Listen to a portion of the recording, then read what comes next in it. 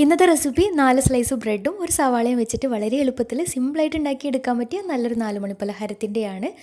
ഉണ്ടാക്കിയെടുക്കാൻ നല്ല എളുപ്പമാണ്, അതുപോലെ തന്നെ നല്ല ടേസ്റ്റുമാണ് ഇത് കഴിക്കാനായിട്ട്. അപ്പോൾ എങ്ങനെയാണ് ഈ ഒരു സ്നാക്ക് തയ്യാറാക്കുന്നതെന്ന് നോക്കാം. അപ്പോൾ ഈ ഒരു സ്നാക്ക് തയ്യാറാക്കിയെടുക്കാൻ വേണ്ടിയിട്ട് ആദ്യം തന്നെ 4 സ്ലൈസ് ബ്രെഡ് എടുത്തിട്ടുണ്ട്. ഇനി ഇത് ചെറിയ പീസാക്കിയിട്ട് കട്ട് ചെയ്തിട്ട് ഒരു മിക്സിയുടെ ജാറിലിട്ടിട്ട് നന്നായിട്ടൊന്ന് പൊടിച്ചെടുക്കാം. പിന്നെ സ്നാക്സൊക്കെ ഉണ്ടാക്കിയെടുക്കുമ്പോൾ ബ്രെഡ് ക്രംസൊക്കെ ബാക്കി വന്നിട്ടുണ്ടെങ്കിൽ അത് വെച്ചിട്ടും ഇതുപോലെ ചെയ്തെടുക്കാം.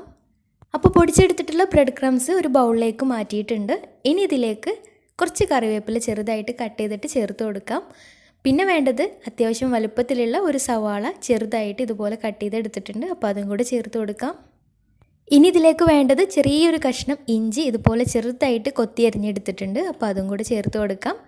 പിന്നെ ഒരു 3 പച്ചമുളക് കനം കുറഞ്ഞ വട്ടത്തിൽ അരിഞ്ഞെടുത്തിട്ടുണ്ട്. പിന്നെ വേണ്ടത് കുറച്ച് മല്ലിയില ചെറുതായിട്ട് കട്ട് ചെയ്തെടുത്തതും കൂടെയാണ്. ഇനി ഇതിലേക്കൊരു 3/4 ടേബിൾ സ്പൂൺ മുളക് പൊടി, പിന്നെ ഒരു 1/4 ടീസ്പൂൺ മഞ്ഞൾപ്പൊടി, പിന്നെ പാകത്തിന് ഉപ്പ്, പിന്നെ 1/4 ടേബിൾ സ്പൂൺ ഗരം മസാല കൂടെ ചേർത്തിട്ട് ഇത് നന്നായിട്ടൊന്ന് മിക്സാക്കി എടുക്കാം. അപ്പോൾ മിക്സാക്കി എടുക്കുന്ന സമയത്ത് കൈ വെച്ചിട്ട് തന്നെ നന്നായിട്ട് മിക്സാക്കി എടുക്കാം. അപ്പോൾ ഉള്ളിയൊക്കെ നന്നായിട്ട് തിരുമ്മിയിട്ട് മിക്സാക്കി എടുക്കുകയാണെങ്കിൽ ഒന്നും കൂടെ നല്ല ടേസ്റ്റി ആയിരിക്കും. അപ്പോൾ ഇങ്ങനെ ചെയ്തെടുക്കുമ്പോൾ മസാലകളൊക്കെ എല്ലാ ഭാഗത്തും കറക്റ്റായിട്ട് ആവുകയും ചെയ്യും. അപ്പോൾ ഇതുപോലെ കൈ വെച്ചിട്ട് നന്നായിട്ടൊന്ന് മിക്സാക്കി എടുക്കാം. അപ്പോൾ ഇതുപോലെ മിക്സാക്കി കഴിഞ്ഞാൽ പിന്നെ അതിലേക്ക് കുറേശ്ശെ വെള്ളം ഒഴിച്ചിട്ട് ഒന്ന് ലൂസാക്കി എടുക്കാം. എന്നിട്ട് ഇതിലേക്ക് ഒരു 5 ടേബിൾ സ്പൂൺ കടലമാവ്, പിന്നെ 1 ടേബിൾ സ്പൂൺ അരിപ്പൊടി കൂടെ ചേർത്തിട്ട് വേണം മിക്സാക്കി എടുക്കാൻ വേണ്ടിയിട്ട്. അപ്പോൾ അരിപ്പൊടി ചേർക്കുന്നത് ഒന്ന് ക്രിസ്പി ആയിട്ട് നിൽക്കാൻ വേണ്ടിയിട്ടാണ്. ഇനി കടലമാവ് കയ്യിലില്ലെങ്കിൽ അതിന് പകരമായിട്ട് മൈദ ചേർത്ത് കൊടുത്താലും മതിയാവും.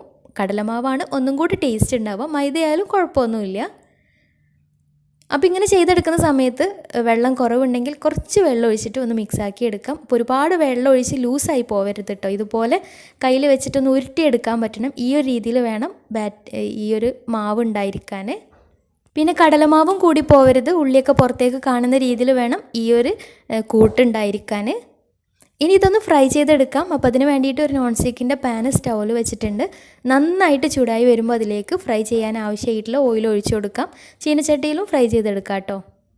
അപ്പോൾ ഓയിൽ നന്നായിട്ട് ചൂടായി വന്നാൽ ഇനി ഇതുപോലെ കുഞ്ഞു ഉരുളകളായിട്ട് എണ്ണയിലേക്ക് ഇട്ട് കൊടുക്കാം.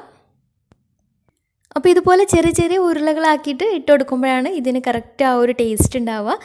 വലുതാക്കിയാലും കുഴപ്പമൊന്നുമില്ല, പക്ഷേ ഇങ്ങനെ ആകുമ്പോൾ ഒന്നും കൂടെ ടേസ്റ്റാണ്. ഇനി ഒരു ഭാഗം നന്നായിട്ട് കളറൊക്കെ മാറി നന്നായിട്ട് വെന്ത് കിട്ടിയാൽ മറിച്ചിട്ട് കൊടുക്കാം.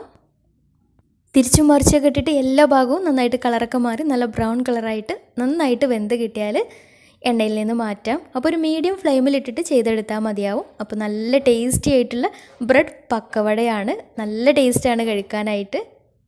അപ്പോൾ കുറഞ്ഞ ഇൻഗ്രീഡിയൻസ് വെച്ചിട്ട് കൂടുതൽ അളവിൽ ഉണ്ടാക്കിയെടുക്കുകയും ചെയ്യാം. പിന്നെ കൂട്ടുണ്ടാക്കിയെടുക്കുന്ന സമയത്ത് വിട്ടുപോയതാണ്, കയ്യിൽ കായപ്പൊടി ഉണ്ടെങ്കിൽ ഒരു നുള്ള് കായപ്പൊടി ചേർത്ത് കൊടുക്കുക കേട്ടോ. കായപ്പൊടി ഒരു നുള്ള് ചേർക്കുകയാണെങ്കിൽ ഒന്നും കൂടെ ടേസ്റ്റി ആയിരിക്കും, പക്ഷേ കൂടി പോവരുത്. ഇനി ബാക്കിയുള്ളതും ഇതുപോലെ ഫ്രൈ ചെയ്തെടുക്കാം. അപ്പോൾ ബ്രെഡ് ക്രംസോ ഒക്കെ വീട്ടിൽ ഉണ്ടെങ്കിൽ എല്ലാവരും ഒന്ന് ട്രൈ ചെയ്ത് നോക്കുക. നല്ല ടേസ്റ്റുമാണ്, നല്ല എളുപ്പമാണ് ഉണ്ടാക്കിയെടുക്കാൻ. വെറുതെ ഇരുന്ന് കഴിച്ചു പോകും, അത്രയും ടേസ്റ്റാണ്.